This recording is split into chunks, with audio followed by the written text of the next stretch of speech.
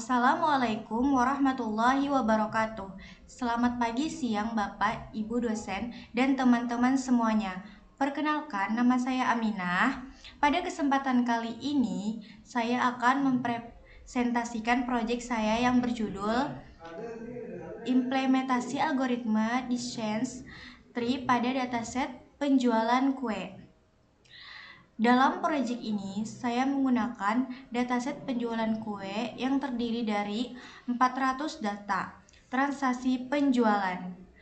Dataset tersebut berisi beberapa informasi mengenai transaksi penjualan kue seperti ID penjualan, tanggal, nama kue, kategori, jumlah kue yang terjual, harga dan satuan, total penjualan, dan metode pembayaran.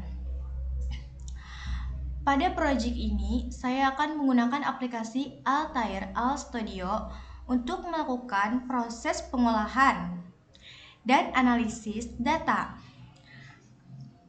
Algoritma yang digunakan adalah Decision Tree, yaitu salah satu algoritma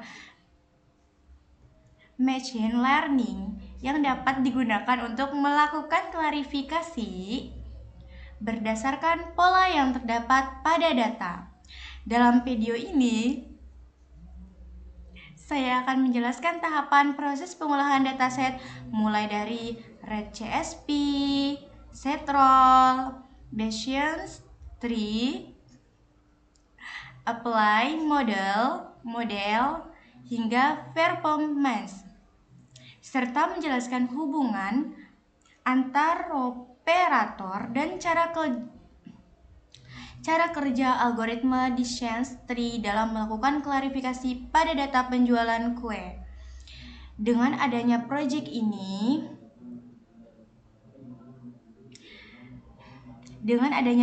ini diharapkan data dari 400 transaksi penjualan kue dapat diolah menjadi informasi yang lebih bermanfaat, serta dapat membantu dalam memahami pola dan melakukan klarifikasi berdasarkan data yang tersedia. Baik, langsung saja saya mulai penjelasan mengenai proyek yang telah saya buat tadi. Dan ini penjelasannya.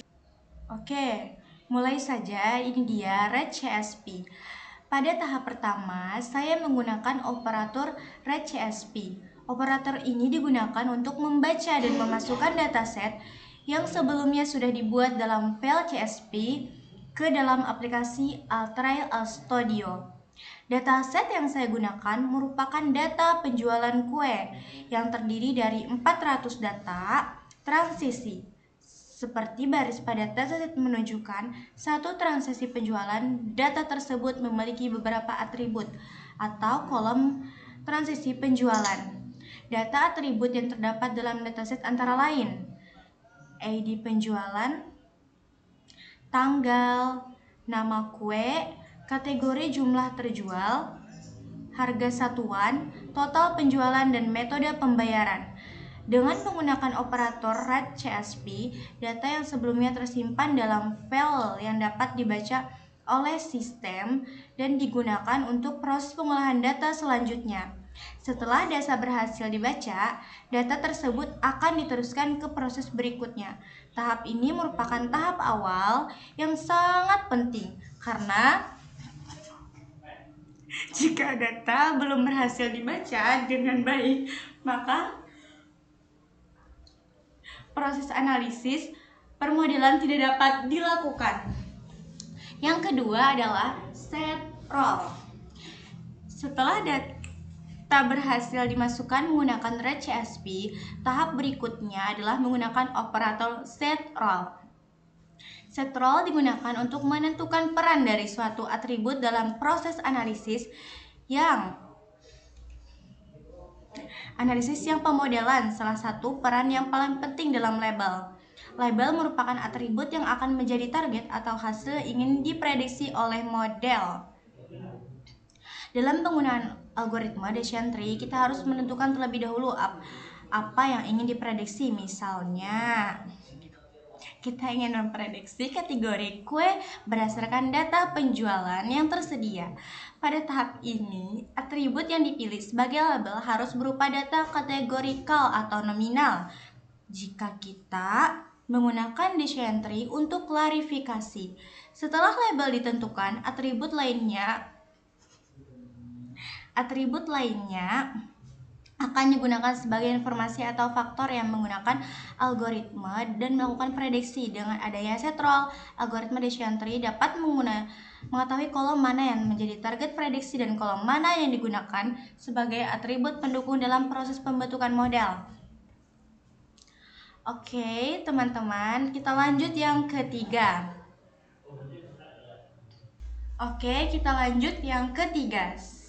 Select attributes. Setelah data dibaca menggunakan red CSP, tahap berikutnya adalah select attributes. Operator ini digunakan untuk memilih atribut atau kolom yang relevan untuk proses analisis dan klarifikasi menggunakan algoritma decision tree. Pada dataset penjualan kue yang terdiri dari 400 data, beberapa atribut sebagai ide penjual dapat dihilangkan karena hanya sebagai identitas transaksi. Sementara atribut yang berkaitan dengan penjualan dapat dihilangkan karena hanya sebagai identitas transaksi. Sementara atribut yang berkaitan dengan penjualan dapat digunakan untuk membuat proses prediksi. Jadi, select attributes berfungsi untuk memilih atribut yang diperlukan untuk mengurangi atribut yang tidak relevan sebelum data diproses ke tahap berikutnya. Oke, selanjutnya yang keempat, decision tree. Menggunakan algoritma decision tree atau yang dalam bahasa Indonesia disebut pohon keputusan. Decision tree Decision tree merupakan salah satu algoritma learning yang digunakan untuk melakukan klarifikasi atau prediksi berdasarkan pola yang terdapat di dalam data. Algoritma ini bekerja dengan cara membuat struktur seperti pohon. Di dalam struktur tersebut terdapat bagian yang disebut root, branch, dan leaf. Root merupakan titik awal atau atribut yang digunakan sebagai dasar pemisahan data. Branch merupakan cabang yang menunjukkan kondisi atau keputusan tertentu, sedangkan leaf merupakan hasil akhir dari proses keputusan. Dalam penelitian atau analisis ini, decision tree digunakan untuk mempelajari pola yang terdapat pada data penjualan kue. Algoritma akan melihat hubungan antara atribut yang tersedia dengan label yang telah ditentukan sebelumnya. Sebagai contoh, apabila label digunakan adalah kategori, maka decision tree akan mempelajari pola berdasarkan atribut lain seperti jumlah terjual, harga satuan, dan total penjualan untuk menentukan kategori yang sesuai.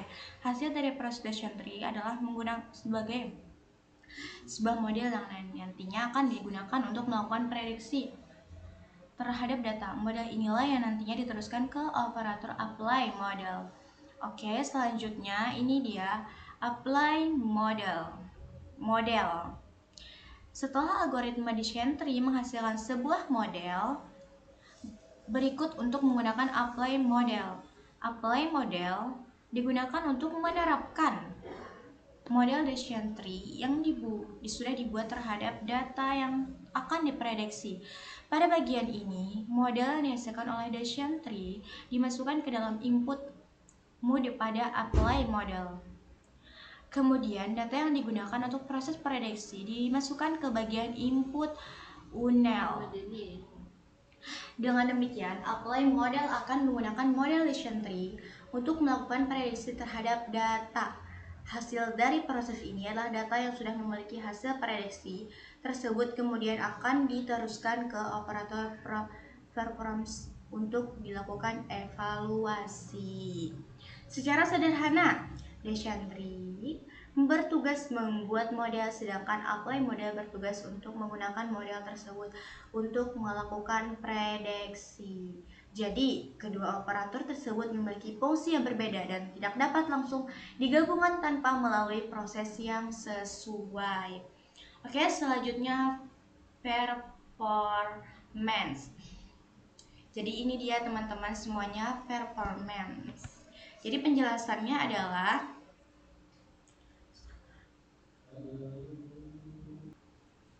setelah proses prediksi selesai dilakukan oleh apply model, tahap berikutnya adalah menggunakan operator performance. Performance digunakan untuk mengetahui sebagai baik hasil prediksi yang dilakukan oleh model decision tree, karena dalam proses ini kita menggunakan decision tree. Untuk klarifikasi, maka performance yang digunakan adalah performance classification. Operator ini digunakan menghitung beberapa ukuran evaluasi dan klarifikasi. Salah satu ukuran yang dapat dilihat akuransi atau akurasi. Akurasi menunjukkan seberapa banyak data berhasil diprediksi dengan benar oleh model dibandingkan dengan seluruh data yang digunakan untuk pengujian. Semakin tinggi nilai akurasi, maka semakin baik kemampuan model dalam melakukan prediksi terhadap data. Selain akurasi, performance juga dapat menampilkan informasi lain seperti Bayesian, Rachel, dan Confession Matrix, tergantung pengaturan dan jenis evaluasi yang digunakan. Hasil performance ini dapat digunakan untuk mengetahui apakah model decision tree dibuat sudah bekerja dengan baik atau masih perlu diperbaiki. Oke teman-teman, setelah ini kita akan run, kita jalankan. Nah, ini dia bisa dilihat sendiri akurasi. Jadi kita bisa lihat akurasinya ada berapa? Ada 48,50%. Pada pre-transfer ada terdapat true transfer yang berjumlah 45, true cash yang berjumlah 21, true e-wallet 21, true crash yang berjumlah 20, class fraction yang berjumlah 42,06%. Selanjutnya pred cash, true transfer berjumlah 32, 73, 30, 32, dan 43,71%. Pred e-wallet 12, 10, 42, 14, 53,85%. Pred crash 6, 4, 34, 70,83. Kelas Rachel 47,37%, 67, 67,59, 43,38%, 34,00%. Oke, jadi lanjut ke description.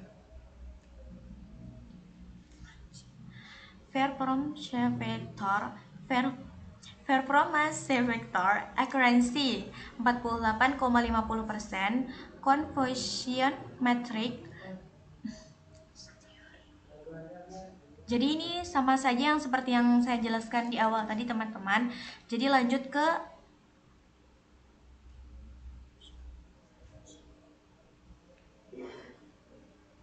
sekian sekian video saya. Terima kasih. Semoga ada kekurangannya, mohon maaf.